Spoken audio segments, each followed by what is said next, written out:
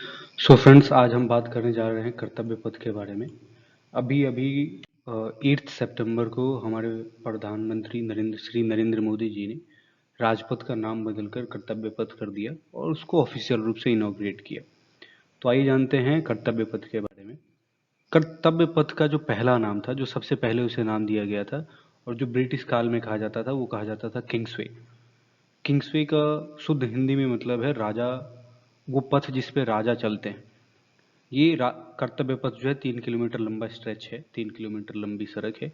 अगर आप देख पा रहे होंगे तो ये जनपथ से शुरू होकर ये वाला जो पूरा एरिया है, ये वाला जो पूरा एरिया है, ये पहले राजपथ कहा जाता था, अब इसका नाम बदल के कर्तव्य पथ कर दिया गया।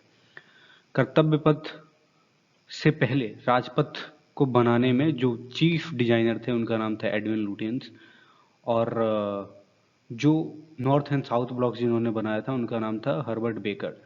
ठीक है, इन्होंने दिल्ली के ये आर्किटेक्ट्स थे। जब 1911 में ब्रिटिश रूल की कैपिटल कैलकाटा हुआ करती थी, 1911 से पहले ब्रिटिश रूल के एक किंग थे, किंग जॉर्ज द फिफ्थ। उन्होंने डिसाइड किया कि अब कैलकाटा से पूरी की पूरी कैपिटल जो है मूव करके न्यू दिल्ली कर दी जाएगी 1911 में। और फिर 1911 में उन्होंने अपनी कैपिटल को कैलकाटा से न्यू दिल्ली मूव कर दिया।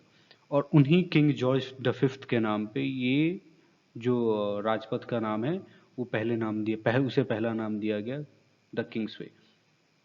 ओके। ये नाम जो है एक्चुअली डिराइव हुआ था लंदन में बिल्कुल ही एक सड़क है जिसे कहा जाता था किंग्सवे, और उसी के नाम को ध्यान में रखते हुए इस रोड का भी, इस सड़क का नाम भी किंग्सवे रखा गया। और जो लंदन में सड़क थी वो actually king Edward the seventh, जो कि किंग जॉर्ज फिफ्थ के फादर थे, उनके नाम पे ये उस सड़क का नाम रखा गया था। पोस्ट इंडिपेंडेंस 1947 के बाद भारत जब आज़ाद हुआ तो भारतीयों ने सोचा कि इसका नाम बदलना चाहिए, और उसका नाम उसी को हिंदी में बदल के राजपथ कर दिया गया। और ये वही राजपथ है जहाँ रिपब्लिक डे के परेड्स होते हैं। ये 1947 के बाद राजपथ कर दिया गया। फिर श्री नरेंद्र मोदी की गवर्नमेंट आई 2014 में। उनका एक ड्रीम प्रोजेक्ट था कि पूरे के पूरे जो एरिया है राजपथ का, जो सेंट्रल सेक्रेटेरिएट का और पार्लियामेंट बिल्डिंग की, उसको पूरा का पूरा रेनोवेट करने का एक प्रोजेक्ट उन्होंने स्टार्ट किया। 2021 में ये प्रोजेक्ट स्टार्ट हुआ। इस प्रोजेक्ट का नाम दिया उन्होंने सेंट्रल विस्टा। ओके, तो अगर आप इस पूरे पिक्चर को देखें तो ये वाला जो एरिया है, यहाँ ये न्यू पार्लियामेंट बिल्डिंग बन रही है। इस जगह पे सेंट्रल विस्टा का एवेन्यू बन रहा है, और ये वाला जो एरिया है ये कॉमन सेंट्रल सेक्रेटेरिएट बन रहा है। इस जगह पे इंदिरा गांधी का सेंटर फॉर आर्ट्स बन रहा है। ये पूरा का पूरा जो एरिया है, इस प्रोजेक्ट को कहा जाता है सेंट्रल विस्टा प्रोजेक्ट। ठीक है, आप उसी चीज़ को देखें जूम करके, ये न्यू पार्लियामेंट बिल्डिंग कुछ ऐसे दिखेगी, सेंट्रल विस्टा एवेन्यू कुछ ऐसा दिखेगा, कॉमन सेंट्रल सेक्रेटेरिएट कुछ ऐसा दिखेगा, और Indira Gandhi national centre for arts कुछ ऐसा दिखेगा। ठीक है, सेंट्रल विस्टा के अगर आप ऑफिशियल वेबसाइट पे जाएं, जो कि गवर्नमेंट ऑफ इंडिया के थ्रू रन होता है, वहाँ आपको देखने को मिलेगा कि टोटल 37,70,384 पीपल, लोगों को अब तक एम्प्लॉयमेंट दिया गया है सेंट्रल विस्टा प्रोग्राम में। जो कि अभी आज के डेट में, ये लाइव डेटा मैंने आज ही निकाल के यहाँ पेस्ट किया हुआ है, लगभग 6,000 के आसपास मैन पावर जो है उस पर काम कर रही है। 1491 1491 मैन पावर जो है ऑफ साइट काम कर रही है। On site end of site का मतलब हुआ, ऑन साइट जिस जगह पे प्रोजेक्ट हो रहा है उसी जगह पे वो लोग काम कर रहे हैं। ऑफ साइट का मतलब है उस प्रोजेक्ट पे तो काम कर रहे हैं, बट उस साइट पे अवेलेबल नहीं है, कहीं दूर बैठ के उस पूरे प्रोसेस का वो हिस्सा है। लगभग 3,000 से अधिक स्किल्ड मैन पावर यूज किया गया है। 4,000 के आसपास semi skilled man power use किया गया है। 41,000 मीट्रिक टन स्टील यूज हुआ है। लगभग more than 1 lakh metric ton से भी ज़्यादा सीमेंट यूज हुआ है, और 18,000 क्यूबिक मीटर से ज़्यादा फ्लाई ऐश यूज किया गया है। और इन सब में से मोर देन 8,000 वर्कफोर्स जो है कम्प्लीटली वैक्सीनेटेड है।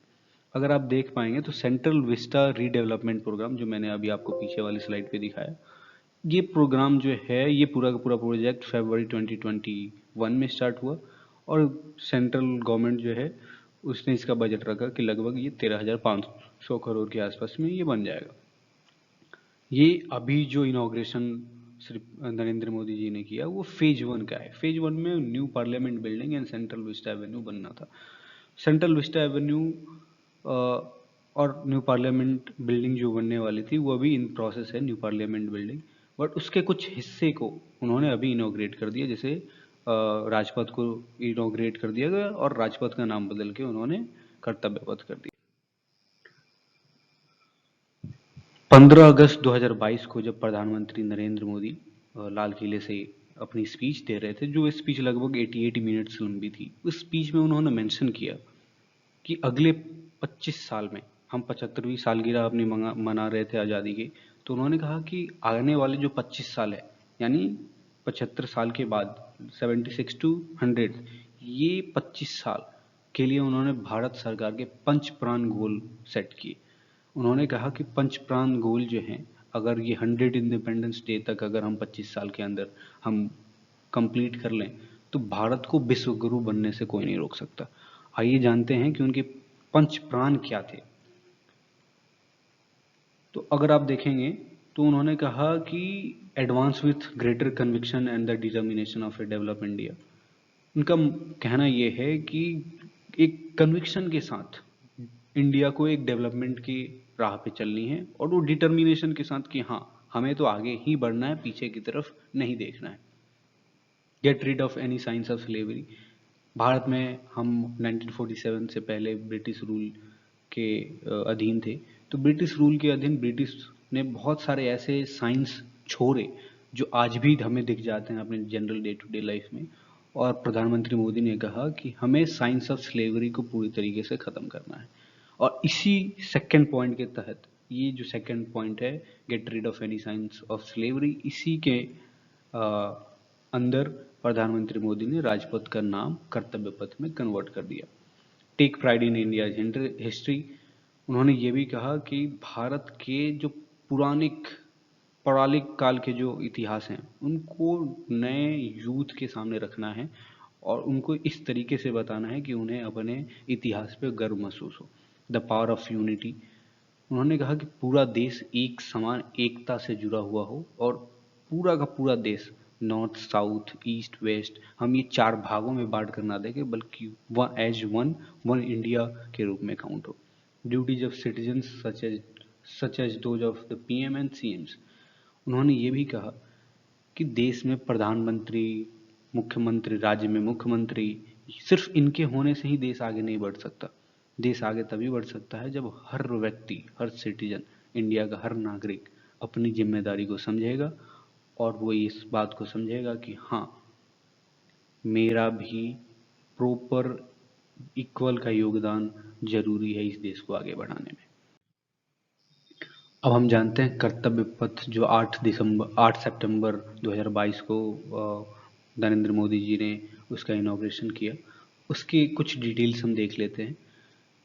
8 सितंबर को जब ये इनॉग्रेट हुआ, उससे पहले न्यू दिल्ली म्यूनिसिपल कमीशन में ये प्रपोजल था कि राजपथ का नाम बदल के कर्तव्य पथ कर दिया जाए और न्यू दिल्ली म्यूनिसिपल कमीशन ने इसको अप्रूव किया, इस प्रपोजल को अप्रूव किया कि हाँ, हम राजपथ का नाम बदल के कर्तव्य पथ करेंगे। ये जो सड़क थी, ये नेताजी स्टैचू जो कि ग्रैंड कैनोन में स्थित है, वहां से शुरू होकर राष्ट्रपति भवन तक जाती है। इसमें क्या क्या बदलाव आए हैं? नए पेडेस्ट्रियल पासेज लगे हैं, पार्किंग स्पेसेस इंप्रूव किए गए हैं, एग्जीबिशन पैनल्स नए लगे हैं, जितने भी नाइट लाइट्स थे उनको अपग्रेड कर दिए गए हैं। वेस्ट मैनेजमेंट को सॉलिडिफाई किया गया है, एडवांस किया गया है। दूसरे देश की तकनीक को इस्तेमाल करते हुए ये देखा जाएगा कि वेस्ट मैनेजमेंट को कैसे हम एफिशिएंटली मैनेज कर सकते हैं। स्टॉर्म वाटर मैनेजमेंट को नए तरीके से इंट्रोड्यूस किया गया है। कैनल्स को रिफर्बिश किया है। अमेनिटीज ब्लॉक्स जो थे उनको नए ढंग से बनाया गया है और जितने भी साइंस और वेंडिंग कियोस्क लगे हुए थे इस पूरे एरिया में, उनको बदल कर उनकी इम्प्रोवाइजेशन की गई है। उन्होंने अब ये कर्तव्य पथ, इसका मीनिंग क्या निकाला जा रहा है आज के डेट में, वो ये है कि it will symbolise a shift from erstwhile Rajpath being an icon for power to Kartavya Path being an example of public ownership and empowerment. Rajpath का मतलब ये होता है कि वो पथ जिस पे राजा चलते हैं, उसका नाम जब कर्तव्य पथ कर दिया जाएगा या कर दिया गया है 8 सितंबर 2022 को, तो इससे ये अपने आप नाम ही एक सिंबॉलिक शिफ्ट दर्शाता है कि पहले जो था यहाँ के जो उस पे राज करते थे, जो उस एरिया में रहते थे, उनको लगता था कि हमारी जो उत्तरदायित्व है वो लोगों के प्रति नहीं बल्कि लोगों की उत्तरदायित्व हमारे प्रति है। अब जब उसका नाम कर्तव्य पथ कर दिया गया है तो ये एक सिंबॉलिक रिप्रेजेंटेशन है कि सरकारों की उत्तरदायित्व लोगों के प्रति है और लोग जो है और पब्लिक को खुद भी ये समझ में आना चाहिए कि छोटी छोटी चीज़ों में उनकी इंडिविजुअल कुछ रिस्पॉन्सिबिलिटीज हैं, उनको वो निभाएंगे तभी जाकर देश जो है प्रगति की राह पे आगे बढ़ेगा।